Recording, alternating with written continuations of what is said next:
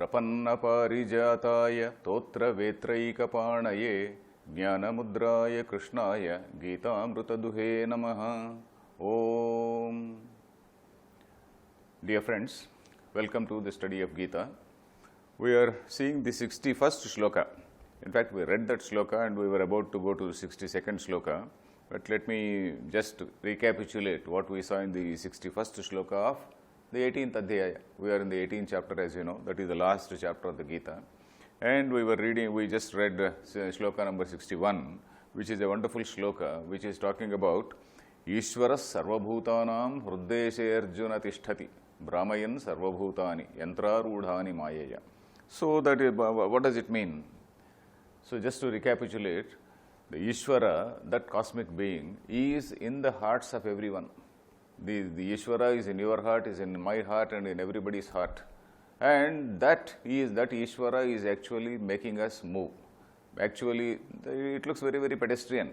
The idea looks very pedestrian, but if you see in the context and the meaning between that loaded meaning in this shloka, then we will understand what he is saying. Yantrarudhani. Yantrarudhani means as though it is mounted on some machine. And what is this which is mounted on a machine? This jiva, this jivatma is mounted on this machine called this body-mind complex. This body-mind complex is a machine on which this jiva, that is antahkarana vachinnam chaitanyam, that consciousness which is identifying itself with the body-mind complex, is mounted on this. And this jiva, with the baggage of karma and whatnot, he is moving according to his swabhava. There is what is called swabhava, which is a mixture of the three gunas. Swabhava again is a mixture of the three gunas, is a product of the three gunas. Everything, not only every human being, but every being on earth is a product of the three gunas. That is what we have seen. Not only on earth, in the entire universe. In the entire universe, what all we see is a product of the sattva, rajas and tamas, these three tendencies. And Ishvara tishtati. And Ishvara is that cosmic principle also. That cosmic principle is again your own antahkarana. And in this antahkarana, we also have an idea of what is good and what is bad. Everybody, even a criminal, knows what is right and what is wrong, as much as a wise man knows. A wise man may know more logic and whatnot. A criminal may not know all the logic, but then he also knows what is right and what is wrong. In fact, that is what we say in our Sandhya Vandanam also. There is a shloka explaining the meaning of Gayatri Mantra. Gayatri Mantra says, okay, Bhargo Devasya Dhimahi, etc. Immediately after that we say, Yo Devas Savita Smakam Dhiyo Dharmadi Gocharaha Prerayet Dhiyaha Dharmadi Gocharaha. That is in everybody's heart, in everybody's mind. There is what is called this inner voice or inner self. That inner self which is telling him what is right and what is wrong. Inner self tells what is right and what is wrong, but his swabhava pushes him in a particular direction. So that is the conflict between what is called the inner self and what is called the swabhava. This is a wonderful shloka from that point of view. Brahmayan sarvabhutani. So though this cosmic being is manifesting in all the antahkaranas, and then it is also telling us what is right and what is wrong, in spite of it, we are moving in our own manner because of the combination of the sattva, rajas and tamoguna with which a person is endowed. That is what we saw in that 61st shloka. Yantrarudhani mayaya. That maya is the key word, is one of the key words here. Maya is trigunatmika. The combination of these three gunas again is impelling you to move in a particular direction. So 62nd shloka, we just read yesterday, we were about to explain. Tameva sharanam gaccha sarvabhavena bharata tat prasadat param shantim sthanam prapsyasi shashvatam. So Krishna is saying, you surrender to that supreme principle. That supreme principle which you are calling Ishvara. Ishvara is that cosmic principle. Tameva sharanam gaccha. Sharanam gaccha means you align your activity with that divine will. You align your will with the divine will. You dedicate all your actions to that. And Sharana, again, commentators, they have given different meanings for this word Sharana. Suppose you go to Vaishnava type of interpretation. Vaishnava type of interpretation is, okay, you have to go there, you have to sweep the floor, and then you go to the temple, you decorate the murti, and then you get some flowers and then decorate the murti. And then you also prepare some Naivedyam and then do all that seva. And again do some Kirtana, Bhajana and all that. You surrender yourself to the Lord. That in that sense, that is a surrender. Then that surrender is in the mode of duality. So here also, in Advaita also, the surrender can start at the level of duality. That is, okay, God is my caretaker at the most primary level. Okay, God is my caretaker. And I am dedicating all my actions to Him. Ishvara Arpana Buddhya Karma. I am dedicating all my actions to Him, and whatever work I am doing it as God's will. So in that way, I am purifying myself, because when I am dedicating my actions to the Lord, I am not going to commit any criminal activities and then say, okay, this is dedicated to the Lord. Suppose I am killing somebody and then I don't say I am dedicated to the Lord. Or I am making some money illegally. And then I say, okay, this is all God's plan. I will not say like that. I should not say like that. So that by surrendering our activities to the Lord, we are actually purifying our actions. That is the most primary level. Then the second level, the higher level is, the first level I said is Karma Yoga. The second level is that Jnani. A Jnani also is somebody who is coming to the level, he is actually he has lost his lower identity. He has just lost his lower identity as this body-mind complex, and he is identifying with that princess, cosmic thing. And even at that level, Madhusudana Saraswati, I usually quote Madhusudana Saraswati, who is also a commentator on Bhagavad Gita. I have been saying that there are so many commentators on Gita.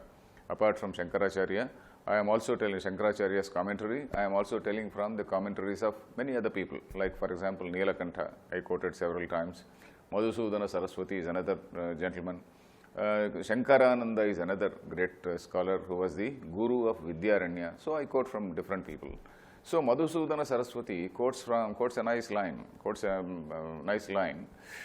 That is, for example, the person who is realized, a person who realizes that he is not different from that supreme reality, he still feels, due to vinayam, due to honesty, or not honesty, due to modesty, he thinks, I am his servant. So something like that. So there is a beautiful line by Shankaracharya where he says, though I know that I am not different from the other, from the Lord, I still consider myself as a servant of the Lord, as somebody belonging to the Lord. Just like a wave, though it realizes that the wave is not different from the ocean, the wave, it is said to be belonging to the ocean, and people do not say the ocean belongs to the wave. Samudrohi tarangaha. Taranga is a wave. Samudram is it belongs to the samudra. Kvachana samudro na tarangaha. And people do not say the samudra belongs to the wave. So I am like a wave, or I am like a water bubble. I belong, though I know that I am water. I know that the essential principle in me and in the Brahman is one and the same, but still I belong to the Lord. So that is one level. And the next level is that of the Gopikas. Gopikas, I have bound you in my heart. You just, if you have courage, you try to go out of my heart. So they have that strong confidence. They have got such a strong devotion to Krishna that yes, Krishna is in my heart. Krishna cannot go from my heart. So that is strongest devotion. The strongest example for the strongest devotees are the Gopikas. And they say, yes, the Lord belongs to me. So the first level says, I belong to Him. The second level says, God belongs to Him and me. And the third level is, I am same. I and the God, there is no difference. I think I am just, because of the body-mind complex and because of this, basically the mind which is available and the prarabdha karma, I may be doing some worldly actions, but I am doing actions like God Himself would do. So that is what the wise man thinks. So the third level. So for this there is a shloka which he quotes. Madhusudana Saraswati says one shloka, Tasyaiva aham. Tasyaiva aham means I belong to him. Then Sayeva Mamaiva asau. Mamaiva asau. Asau, he belongs to me. And Sayevayam, Sayevaham. I am that, Sayevaham, Nasamsha, Iti Tridha. So there is a three level. So that he says, depending on the level of dhyana, abhyasa, pakataha. So something like that he says, sadhana, abhyasa, pakataha. That is, as you are contemplating on the idea of that Aham Brahmasmi, and depending on the degree of maturity of that meditation, so you are either in the first level where you belong to him, or in the second level where he belongs to you, or in the third level where you and the so-called he are one and the same. So he is talking at that level. Tameva Sharanam Gacha. Sharana is at that level. Sharanam Gacha, Sarvabhavena Bharata. Sarvabhavena. Sarvabhava is, Sarvam is all. Sarvabhavam is all the beings. That is Sarvatmana. That one supreme principle is the self. It is the universal self. It is the self of you, me. It is the self of every being. So in that awareness, with that awareness, Samaya Sharanam Gacha. Then, Tat He Bharata. Bharata again, very significant word. Bha is Kanti, that is shining. Knowledge. Bharatam is one who is keen on knowledge. Bharata. Tat prasadat param shantim sthanam prapsyasi shashwatam. Tat prasadat means by the grace of that supreme being. When we say supreme being, we are not talking about a particular person who is sitting and then blessing us like this. We have to delete that image from our minds. We should not think that there is somebody like God sitting and then blessing us like this. Tat prasadat is when you are having that sort of meditation on that supreme reality which is not different from you, then after some time that prasada, that sort of mind becomes so tranquil. That itself is prasada. That is what is prasada. Mind becomes very tranquil. You are not disturbed by anything. We'll just take a break and come back.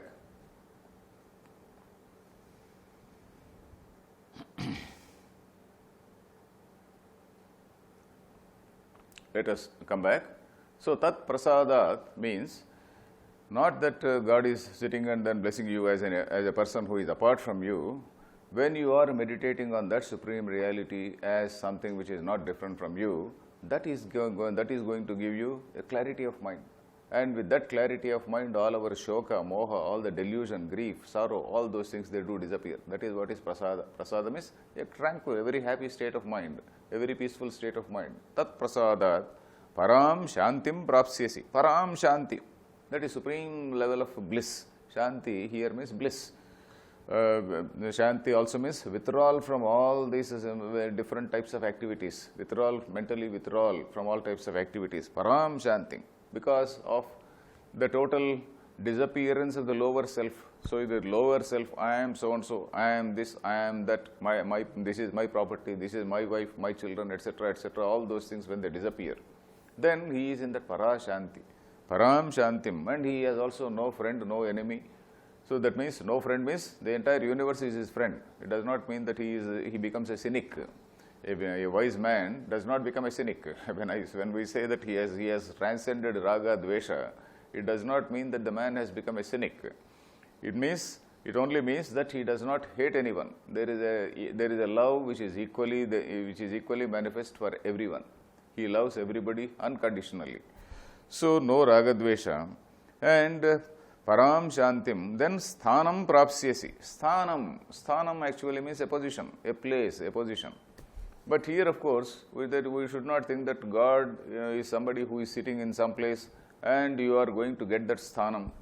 Or like the story of Dhruva, where we see that Dhruva, he finds some place in the heavens. He becomes a star, and then that is called Dhruva Nakshatra, or what we call pole star. And then for that pole star, we have got a story. There is a character called Dhruva, who prays to Lord Vishnu, who does tapas on Lord Vishnu. And when Vishnu appears, instead of asking for self-realization and moksha, he asks for a very preeminent place. So Vishnu says, okay, fine, you go to that preeminent place, you become that. So that is what he becomes. So we are not talking about such a sthanam. Sthanam here is, we have that staying in that state of awareness. That state of awareness itself is sthanam. Sthanam prapsyasi. Shashwatam. Shashwatam is, that is something which is eternal, Shashvat. Shashvat means always. Shashvatam means that which is always there, that which is eternal. So you are getting that, you are getting to that stage of, that is Asanga Chidatmaka. One commentator writes, Asanga, that is something that pure consciousness, which is not, which is unchanging, and that is of the nature of pure intelligence, that pure existence which is of the nature of intelligence, which is of the nature of happiness, Chidatmaka, Chidatmakam Brahma. So Sthanam Prapsyasi Shashvatam means by surrendering in the sense, by doing that Sharanagati, by realizing the Sarvatmatvam of that, that cosmic principle, by aligning your work with the cosmic principle and also by identifying with that cosmic principle, you are getting that Shashvata Shanti. You will be away from all your grief. So that is this shloka. Then 63. Then 63, now he is saying, okay, so all this I have told you, and this is a very important thing, and you contemplate on that. You contemplate on what all I said so far, and now you determine what course of action you want to take. So that is what Krishna is going to say in this 63rd shloka. I have told you what all I have to say, and this is the most important thing, very highly, not exactly something which is to be kept as a secret. Guhyam, he is using a word called Guhyam, something which has to be protected, at all costs. So this sort of vidya I have told you, this sort of knowledge I have given to you, you contemplate on that, he is going to say. Iti te jnanamakyatam guhyad guhyataram maya vimrusyaita dasheshena yathechasi tatha kuru. So iti te jnanam akhyatam. Iti, thus, in this manner, te, to you, jnanam, knowledge, akhyatam, has been told. Jnanam has been told to you by me in this manner, in this way. In this way means right from second chapter. Second chapter we know Ashocyanam Vashochasvam, right from that time. That is, you are grieving for those who do not deserve to be grieved, etc. He started with Bhishma, Drona, etc.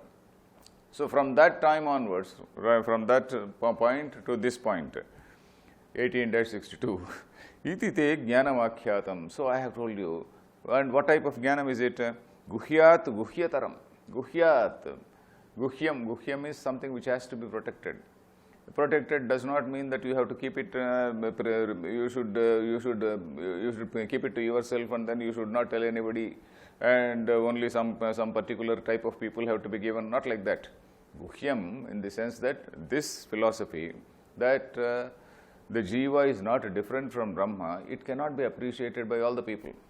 And you have to tell only those people who can appreciate it properly, and who are able to digest it properly, and who are able to use that knowledge for the benefit of society, for the benefit of mankind.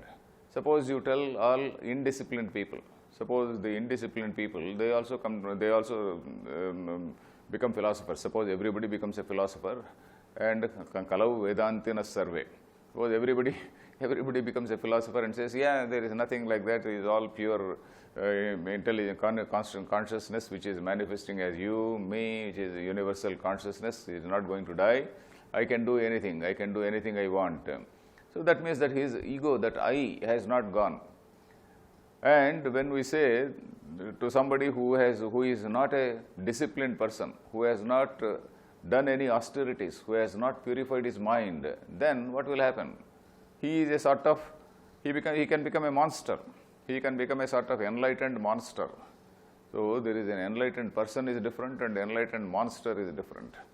So a person who is with an unprepared, who is having an unprepared mind, an indisciplined mind, a crooked mind, by knowing all these things, he becomes a more crooked, a confirmed crooked, a confirmed crook, or he becomes, as I said, a sort of enlightened monster. So that is the reason why it is said it has to be told to somebody who has attained some spiritual discipline. It does not refer to any particular caste or anything, because all this knowledge, Vedas and all these things, they are told to everybody. And what is there in the Vedas, it is also told in the Itihasa and Puranas. And right now what we are reading is only Itihasa. And Lord Krishna is telling everybody. And what is there in the Itihasa is there for everybody, not for any particular community or anybody, something like that. So, iti te jnana guhyat guhyataram, we have to understand from that point of view, because this word guhyam, something which has to be protected, gopaniyam, it can be misunderstood. So, we should not misunderstand this word. We have to understand in this, and this is used in the sense that if it is told to some indisciplined person, a person who is a sort of criminal, let us say, and a criminal thinks, okay, aham brahmasmi, there is nothing like that, there is nothing, there is no such thing as good or evil or anything like that, he feels. And then he can commit all types of crimes. So that danger is there. So guhyat guhyataram maya, maya means by me, it has been told to you. Then vimrushya etad, vimrushya means vimrushya etad means this knowledge, this means this knowledge. Vimrushya, that is having properly analyzed, having properly pondered over. You reflect on this, vimrushya, you reflect on this, and then asheshena, how to reflect? Asheshena, completely. Whatever I have told right from the beginning till now, that is, you take the overall context, because Krishna has given the big picture. He told in a larger context. Krishna, Arjuna's problem, he has projected in a larger context, and he showed how we have to think. We have to think about our duty from the cosmic point of view. When we are thinking from a higher point of view, then you have got the right perspective. So, vimrusyetad asheshena, then yathechasi. Yathechasi tatha kuru. This word yathechasi is yatha ichhasi. Yatha means as you, not just as, yatha means just as you like. Vichhasi means you like. As you like, you do. Tatha kuru. Yatha ichhasi tatha kuru. You do as you like. As you like, you do. What does it mean? Krishna is appearing to be giving a total freedom to Arjuna. Krishna is saying, yathechasi tatha kuru. That means you decide for yourself. Krishna is telling him, yathechasi tatha kuru means you properly analyze what all I have told. And then you decide. You decide as to where exactly you stand. What is your position? Suppose it is like your own self-assessment. We are supposed to give some self-assessment.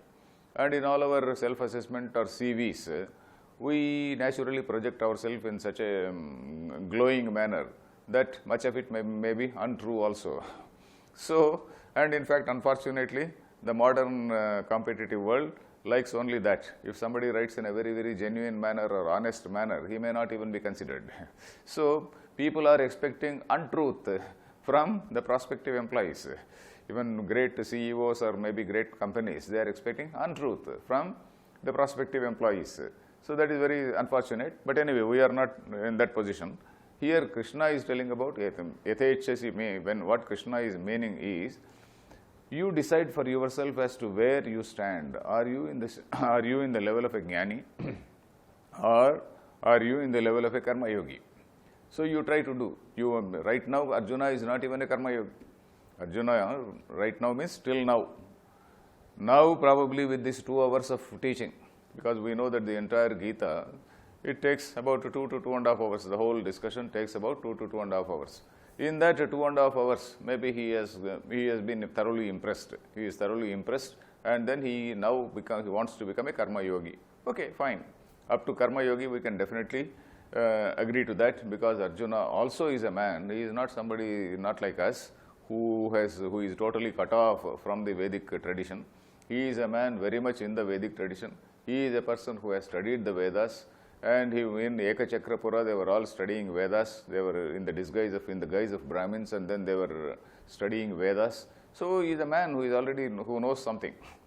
So vimrushya. So you decide. You assess your own eligibility. You assess your own place yourself, and your own with that chitta shuddhi. Whether you have that chitta shuddhi to be in that next level called jnana, or if you are not in that level, okay, you follow this path of karma yoga. So that is what Krishna intends. Which find out, or examine for yourself whether you are in that karma level or that jnana level. So then, yathechasi tatha kuru. Then Krishna is again saying the same in the next shloka also. Sarva guhyatamam bhuyah shrunu me paramam vachaha ishtosi me drudhamiti tato vakshyami te hitam. Sarva guhyatamam bhuyah shrunu me paramam vachaha. So Krishna is appearing, Krishna appeared as though he has given full freedom to Arjuna to decide for himself. But now Krishna is again holding on the ropes. Krishna is again holding on the ropes because he suspects, or rather he knows, that Arjuna may still may not be very, very strong in mind, because we see that Arjuna is a slightly sentimental person. We have seen even on earlier occasions. I was telling you the story of Sanjaya Rayabaram. In that Sanjaya Rayabaram, when Dhritarashtra sends Sanjaya as a messenger, except Dharmaraja, even Bhima and Arjuna, they become sentimental. So because Sanjaya conveys the message of Dhritarashtra, Dhritarashtra says, "Oh, you are all very, very strong people. The Bhima is so strong, he can kill all my sons, and Arjuna is so strong. Who is there on our side who can face Arjuna? And when you wage war against us, we are all going to be killed. And you, Dharmaraja, you have got such a great name all these days, and your name will come to, you will get a bad name now by killing all of us." So Dharmaraja, he keeps cool. He knows he is a Yudhishthira. That means he is good in psychological war. He doesn't fall fall a prey to the psychological operation of Dhritarashtra. Whereas even Bhima, Arjuna, they become sentimental. They also say, "Oh yes, I think what Dhritarashtra says is true. We will be committing a sin," etc. So, like that, Krishna knows that Arjuna may be sentimental. We do not know. So he is saying, "Sarva guhyatamam bhuyah shrunu me paramam vacha." Bhuyah means again, shrunu me paramam vacha. I am going to tell you about that, whatever has to be done by you. Paramam vacha, that supreme guidance I am going to give to you. Sarva guhyatamam. This is the most precious thing I have told you, most precious knowledge I have given to you, and I am going to tell you that ishtosi me drudhamiti.